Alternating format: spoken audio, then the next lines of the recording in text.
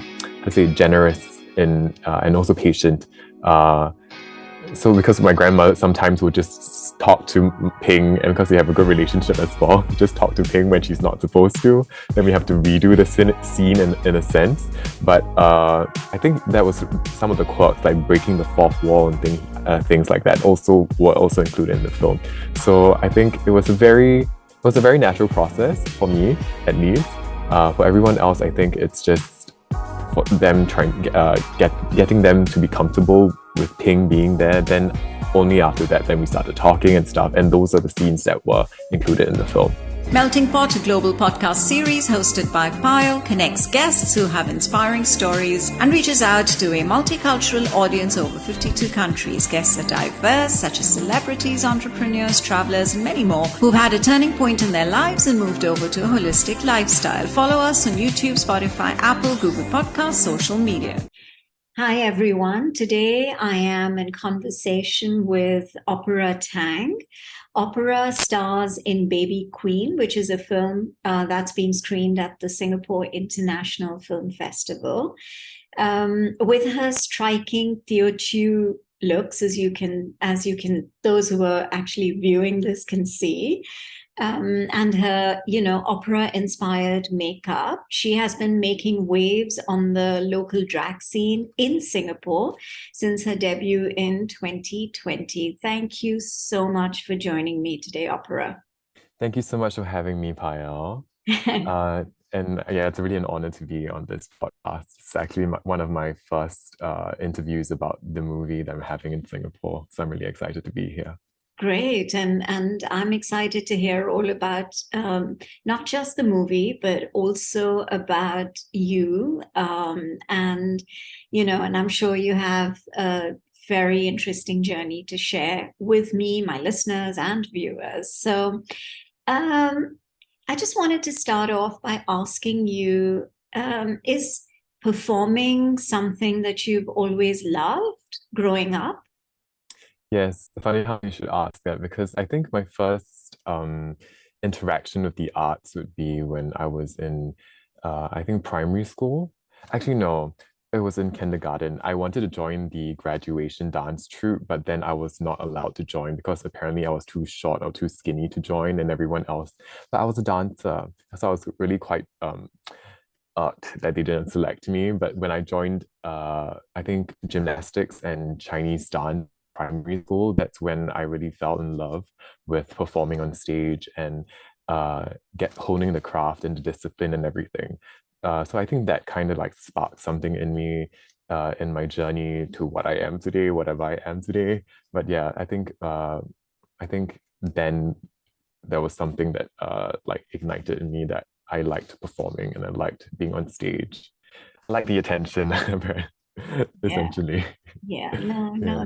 that's interesting because there always has to be, a journey to get to where you are. And it's interesting that, you felt like you could be on stage from such a young age. Um, a little bit about the drag culture. Where did it actually originate from? How long has it been there? And it's clearly an art form, correct?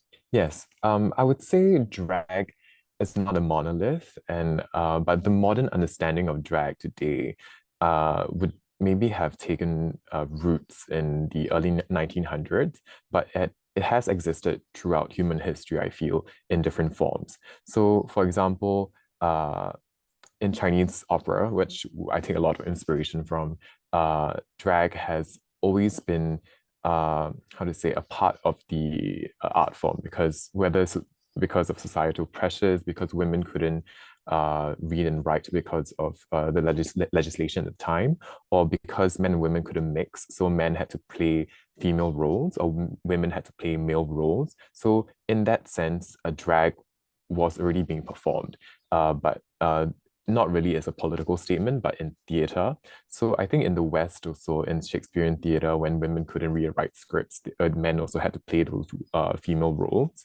But the modern understanding of drag, I think, came from like maybe the like American and also British theater, but also the more political side of it in the LGBT scene, in gay nightclubs where uh, men, gay men, in majority of gay men who are drag queens, um, sorry, let me rephrase that. Majority of drag queens are gay, cisgendered gay men. Okay. Uh, did it as a political protest or just to earn a livelihood for themselves because they were so discriminated in society. So I feel that is more of the Western angle of drag. So what I feel the Asian angle, not just from my perspective, Asia Yeah. is so huge, right? Yeah. So East Asian, Southeast Asian, Singaporean drag, it has been in Singapore since the existence of Bugis Street, for example, and Boom Boom Room. So it has been here for quite a while. Okay. So when did you actually and how did you get into drag? I think I've always been this flamboyant, sissy boy that always has gravitated to more feminine, traditionally feminine aesthetics. And I love the female silhouette, not for reasons that most of my male peers would love the female silhouette, but because I appreciated the beauty in uh, uh, femininity, and I felt it was very empowering and it's powerful. But I think when I was growing up, you know how society tells you like boys have to be this way, etc. You can't dress in pink. Funny how 100 years ago, like pink was supposed to be for boys when they were given when they were just born, and then blue for girls. But now it has switched, so it's very societal construct in that kind of realm. But yeah, you can't cry, you have to walk a certain way. Because when I walk with a natural sachet from from when I was really young, and people would say, "Hey, why is the boy's butt like swaying side to side when he's walking?" And I feel like it came from a very derogatory place, and but I think I just exuded femininity from the start. But what really sparked me wanting to do this, like why am I cross dressing? Why am I putting on a show as a feminine character? Was when I watched RuPaul's Drag Race when it came into the almost came into the mainstream. I think season 3 was when Sultan Amrul or Raja, the first Asian and only Asian queen that ever won RuPaul's Drag Race, the main franchise, won. And that was like, wow, I want to be that person. I want to be like her. And I think that kind of sparked something in me. And that was when I was like 14, like pre-puberty. And I knew that I wanted to be like some weird character on stage. That's interesting. So, the first time you went on stage, or when you performed as a drag queen, um, how was it personally for you? What and when was it as well? I think as a drag queen debuting myself, like in a live performance, because you know the pandemic was like taking a toll on live events. It was this year actually, so I'm still in my nascency of the first few stages of my drag. Um, and it was at Pink Ball. It's by Hypertainment Singapore. It's a like a queer party organizer, and it was more of like a podium dancer girl kind of thing rather than a performance that I created or conceptualized. So I think that was also a good starting point to understand how different crowds react to drag. And it's also in the film. So if you watch the film, that is literally my first live performance. Okay. And I had my friends there because I had to have moral support, right? If no one was going to pay attention to me, why would I be on stage? So I Yeah. had a few of my posse there to give their support, and I think it was a great experience. People reacted to it and engaged really well. That's interesting. So, do you think that you're able to, um, when you, I know you said that it's a very recent kind of debut for you, but you've done the film now. Um, at, do you, as a drag queen, express yourself um, in a way that you wouldn't normally? Yes, I would say that drag is my armor. literally, and also well, not literally, but it gives me this sense of not power, but it empowers me to talk to people, to it gives me this confidence to go on stage, do these stupid things that I wouldn't be able to do, or people wouldn't even want to watch if I was in my normal boy self. And I think I'm very comfortable doing drag. I'm comfortable exuding this opera Tang persona. I wouldn't say it's not my natural self, but it is also entertainment. Obviously have to take that into account. But it gives me a platform to air my views, air my frustrations as a gay person that I would not do so in my everyday self. So I feel like there's so much opportunity that and a lot of platforms that I can speak on and speak to when I'm in drag that people would not necessarily pay attention to me if I was just not like in my normal self. Yeah. No, I mean, this is one such platform, right? Yes, definitely. Talking to me, yeah. Um, so, when I did, obviously, I researched you before chatting with you. So, I was reading somewhere, or probably in one of your interviews, where you mentioned that your grandma was your biggest support. From your entire family, was it your grandma who recognized the fact that you were different and you were more comfortable in your skin differently as compared to the rest of your family and friends? And how did her support of you reflect on an understanding for the rest of your family and generally your peers and your friends around you? Thank you so much for bringing my grandma up. I love her to bits. I'm wearing a top now that is made by her because she has a very big involvement in my drag. And I think even before I started doing drag, uh, I don't think she recognized that I was different. She just loved me like how she would love any of her other grandchildren, which I felt was enough. And it was the best that she could do. And that was enough for me because I didn't want to be treated differently.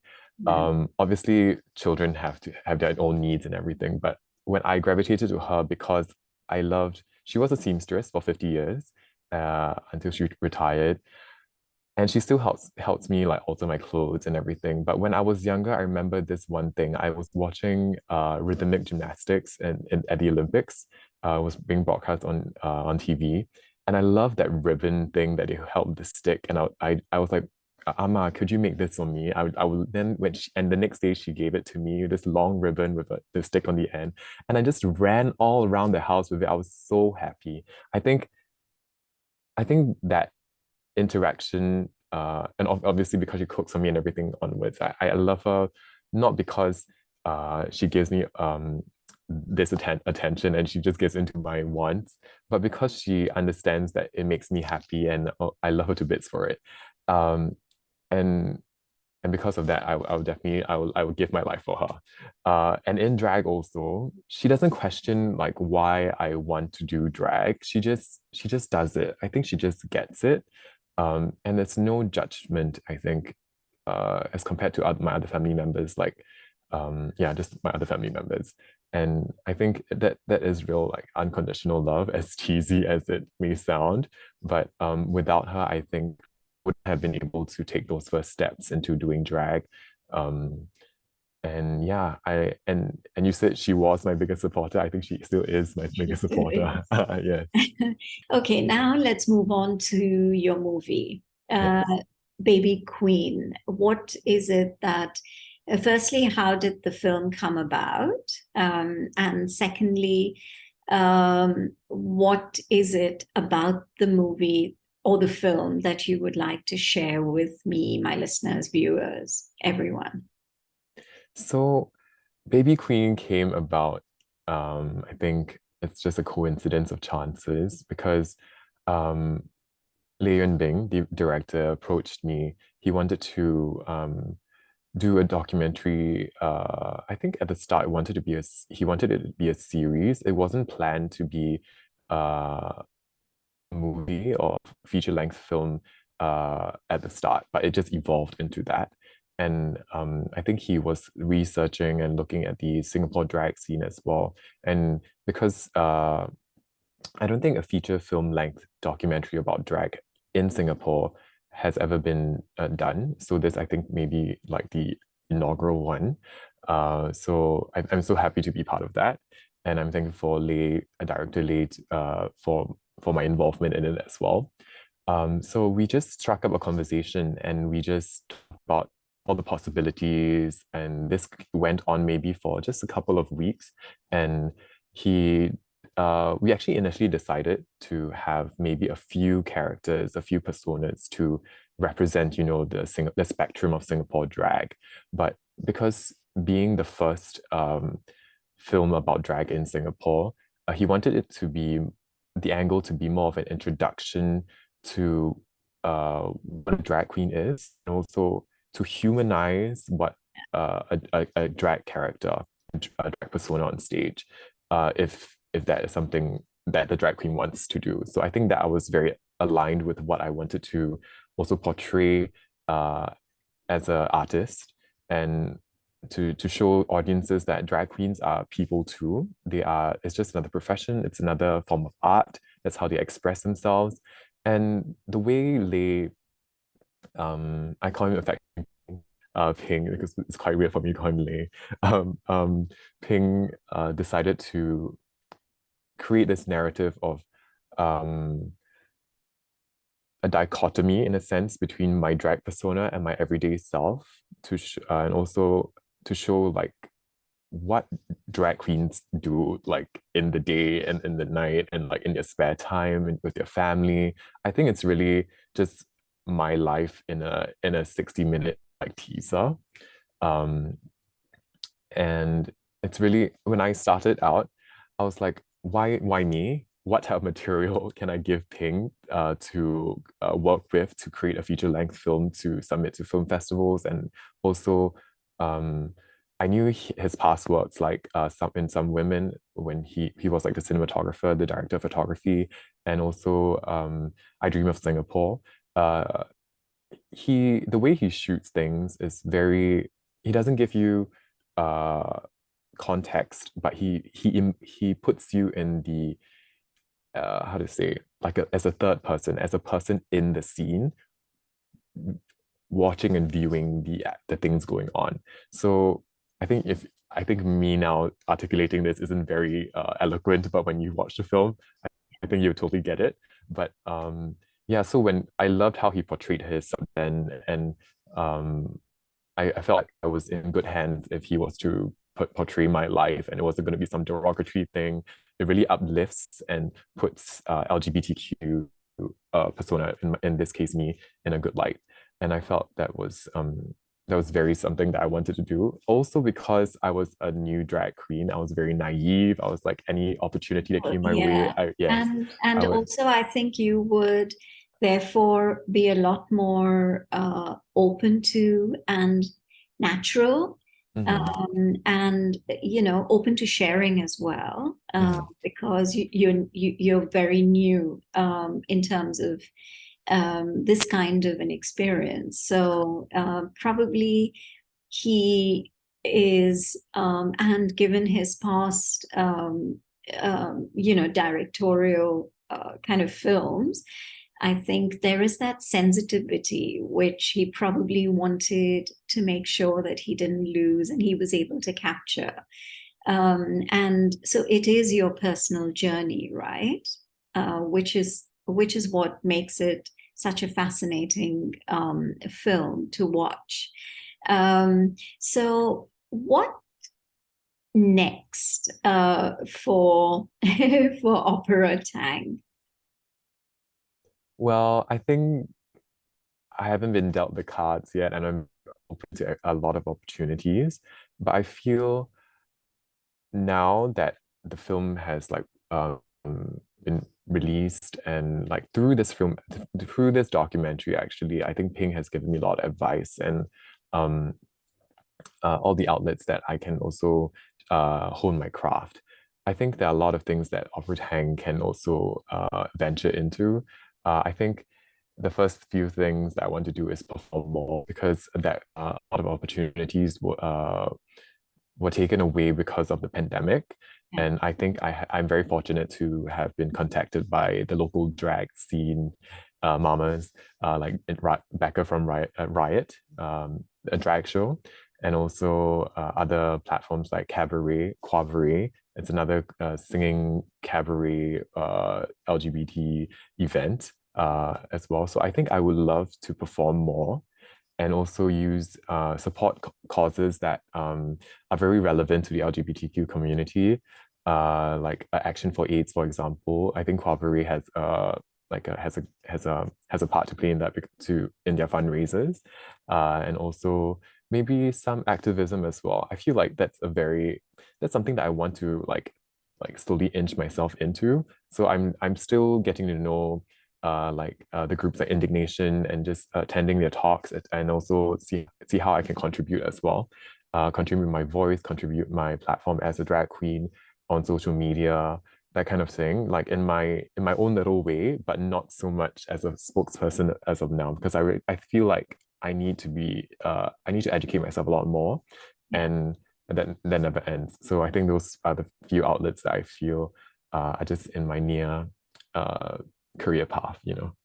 You've had a very soft launch into it. So, Yes.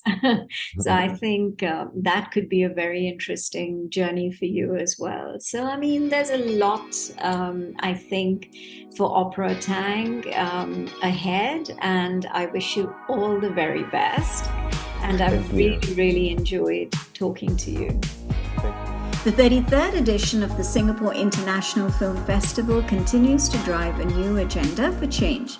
A fabulous lineup of 101 films from over 50 countries will be screened from the 26th of November until the 4th of December 2022. For more information, visit their website www.sgiff.com.